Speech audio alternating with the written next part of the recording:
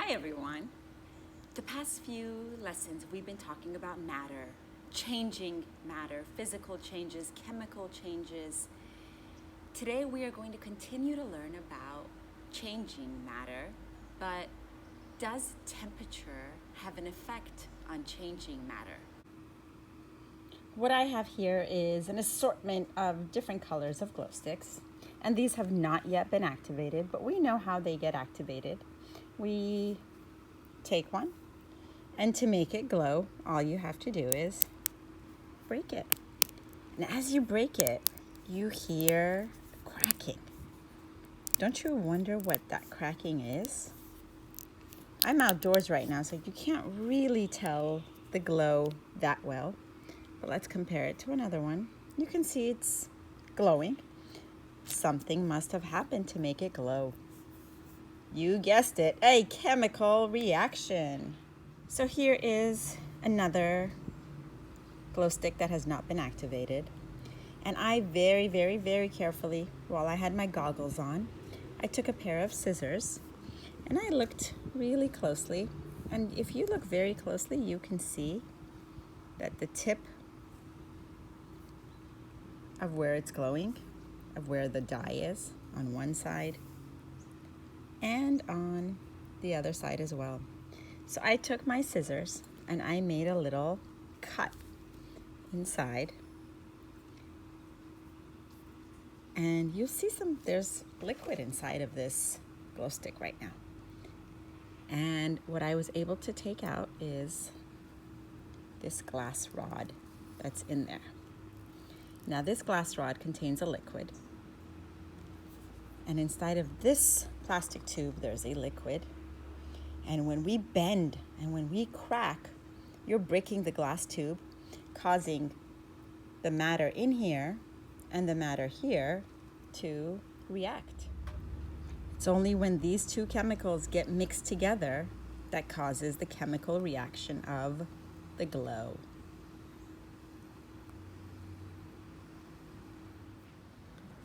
Pretty cool, right? To think that the chemical that's inside of this tube mixes with another chemical that's inside another tube in here to create this chemical reaction that causes the glowing.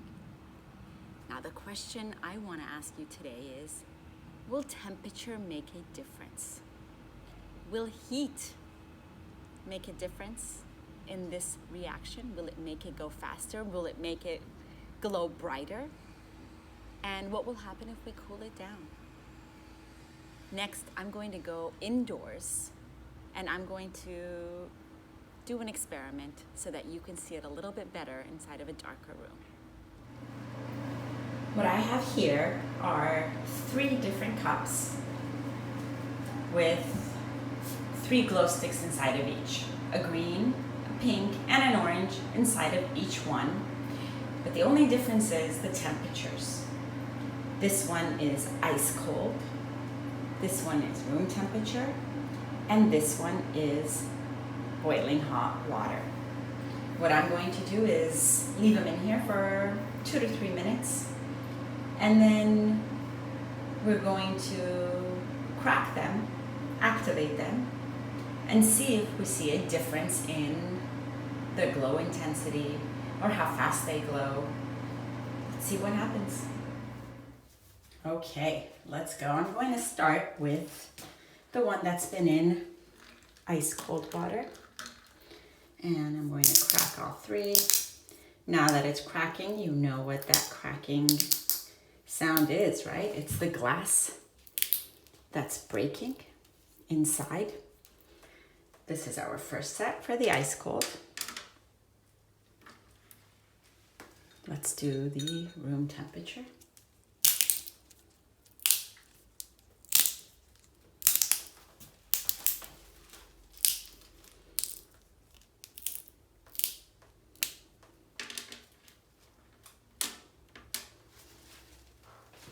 And finally, the boiling hot water.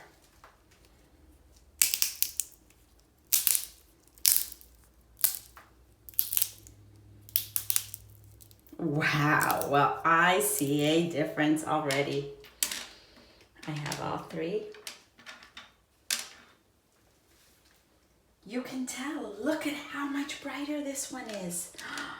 The one that was in the hot water is glowing super bright compared to the one that's in the cold. Let's do one color at a time.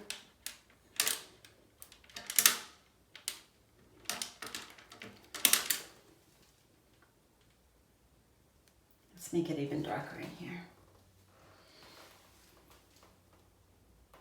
Can you tell how much brighter one is than the other? By just looking at them.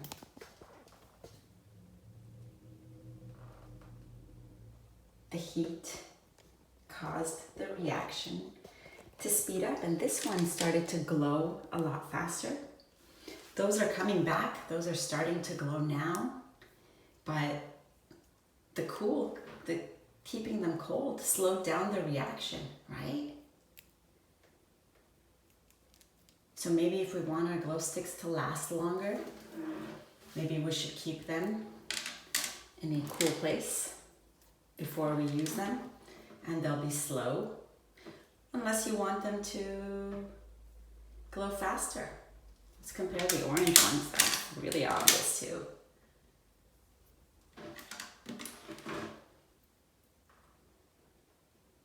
So how much brighter is this one than this one?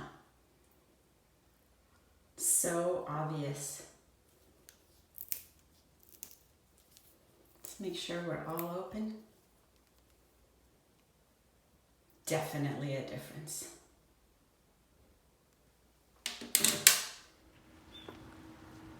Well, that was a lot of fun, and we learned something new about glow sticks. And we learned a lot about reactions. Well, at least for the glow sticks, we learned that heat makes the chemical reaction go faster. And taking heat away, cooling it down, actually slowed down the reaction. The glow sticks were still glowing, but the ones that were kept in the hot water started to glow a lot faster than the room temperature and the colder ones. And they seem to glow a little bit brighter too. Now, if you want to try that part at home, please make sure that an adult is there to help you and to supervise, and really be very, very careful. These are chemicals and can be harmful to our eyes and to our skin. So please use a lot of caution. For this next part, you're going to go into your enrichment bag and grab two materials, two items: Alka-Seltzer tablets and a white film canister. Now, this is how pictures used to be taken a long time ago. We used to buy film that was stored inside of these canisters, and we didn't have phones to take pictures. We actually had cameras, and we would put the film inside the camera. But now these canisters are going to be great for science. Before we get started with the experiment, I want to show you what kind of a reaction takes place when we mix Alka-Seltzer with water. So I have a container of regular room temperature water right now. I'm going to put just a little bit of water in there. I'm going to open my packet very carefully, and tell me what happens when you see when we drop this Alka-Seltzer in.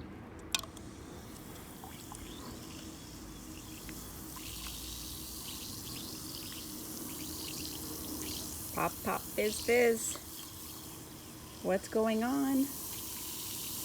Is there a reaction going on? Of course. What kind of reaction is happening? I see bubbles, I see fizzing. That's a sign of a chemical reaction. It's also changing physically, right? Because if I look at the Alka-Seltzer, it's getting smaller. The shape is changing. So definitely changing physically, but it is also changing chemically. It's very similar to the baking soda vinegar lab, where bubbles and gas are created. And look at that, my tablet is all gone. It's all dissolved. Did it disappear? No, it just changed into something else. We changed solid matter and we mixed it with liquid matter with the vinegar, and we created a new gas, and that gas is carbon dioxide. Now, in a minute, what we're going to do is we're going to take our film canister and pop the lid off. Once you have the lid off, we are going to pour water in there. We are going to take our Alka-Seltzer, and we're actually going to break it in half. We're going to drop the Alka-Seltzer in and cap it and flip it around. What do you think is going to happen? So I told you we're going to put water in here, put our Alka-Seltzer in here, and cap it. Is that a good idea? What do you think is going to happen when these tablets go inside of the canister and they mix with water? What's produced? Fizzing, bubbles, carbon dioxide gas. And what do gases like to do? They like to escape. Let's review. Do gases take up space? They sure do. Gases definitely take up space. Is there enough space in there for the water and the Alka-Seltzer and the new gas that they're going to create? What if there's not enough room? Take a minute and write down what you think will happen. If you guessed that there's not enough room, you're right. There is not enough room. We are going to launch rockets using film canister and Alka-Seltzer. And we know that they're going to launch. But the question that I'm going to ask you now is, will the temperature of the water make a difference? Did the temperature of the water make a difference in the glow sticks? It did, but that was a different reaction. I don't know if it's going to make a difference. Take a minute, make a hypothesis, make a prediction. Do you think that the reaction time will be slower, faster, or the same if we use room temperature water, hot water? What do you think will happen? Take a minute and fill out your hypothesis. For this first part, you will need water, your film canister, and the lid. You'll need an Alka-Seltzer, which you will break into half, save half for the hot water, and take the other half and save it for this experiment. You're going to take your room temperature water and fill it a quarter of the way, so 1/4 of the way. You're going to quickly drop the tablets in, cap it, flip it around, and you will need a timer to time how long this reaction will take. Let's try it. My water's ready. I have my half tablet cut into quarters. Quickly drop it, cap it, stand back, and count.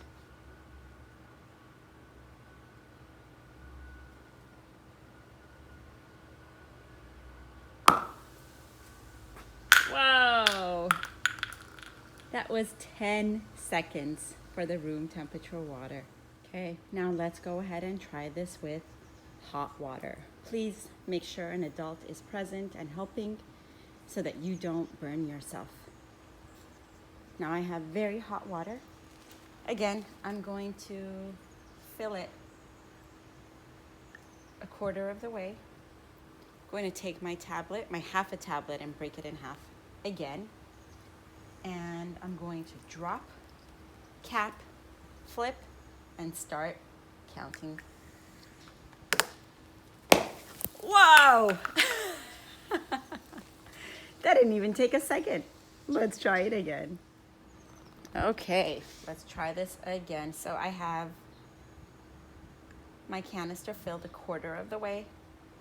going to quickly drop. I have to be faster this time because I know this is going to be fast. It's not going to take 10 seconds. Wow! That was like not even a second. Love this so much. One more time. Third time. Quarter of the way. Quarter tablets. Not even a second. Let's talk about what just happened. So we had these film canisters with a cap that snaps on pretty tight, filled it with water, added Alka-Seltzer, and we know that that causes a chemical reaction. Now, that chemical reaction causes gas to be created. When the gas was created inside of there was too much gas because gases take up space. And that gas needed more space, causing this rocket to launch. Now, we tried it with room temperature water, and we had a launch in about 10 seconds. Then we tried it with hot water, and we had a launch time of even less than a second. Now, my question was, will temperature affect the rate of the reaction? And it sure did, right? Faster. The heat made the reaction go so much faster. Now, we knew that this was 10 seconds and this was 1 second. What if I wanted it to go at 5 seconds? Could I time it? What would I have to do? Maybe find a temperature in between using a thermometer, maybe the midpoint. Whatever temperature this was and whatever this was, maybe somewhere in between would give me 5 seconds. That might help me launch in 5 seconds or another time that I wanted to. Now, we know that heat does speed up the rate of a reaction.